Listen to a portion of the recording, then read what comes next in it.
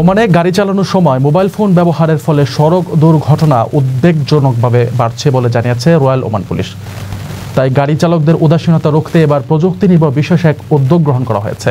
জানা গেছে এখন থেকে সড়কে এআই চালিত ক্যামেরা ড্রাইভারদের ওপর কঠোর নজরদারি করা হবে।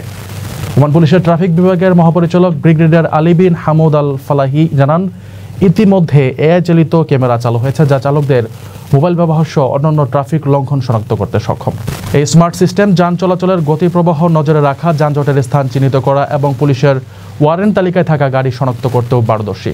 তিনি বলেন, সড়ক নিরাপত্তা শুধু পুলিশের নয় বরং সমাজের সম্মিলিত দায়িত্ব। মোবাইল ব্যবহারের কারণে চালকদের মনোযোগ বিভ্রান্ত হয়, যার ফলে মারাত্মক দুর্ঘটনা ঘটে। আন্তর্জাতিকভাবে এ ধরনের দুর্ঘটনার হার 25% ছাড়িয়েছে। এই বাস্তবতাকে গুরুত্ব দিয়ে সোমবার থেকে শুরু হয়েছে গালফ ট্রাফিক উইক, যার প্রতিপাদ্য মোবাইল ছাড়া গাড়ি চালানো, সচেতনতা বাড়াতে স্কুল কলেজে ক্যাম্পেইন সহ মাস্কাটের ওমান মলে বিশেষ প্রদর্শনী আয়োজন করা হয়েছে।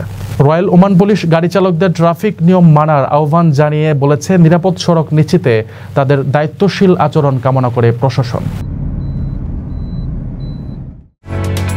ওমানের সেরা রেট দিচ্ছে বাংলাদেশি প্রতিষ্ঠান গালফ এক্সচেঞ্জ।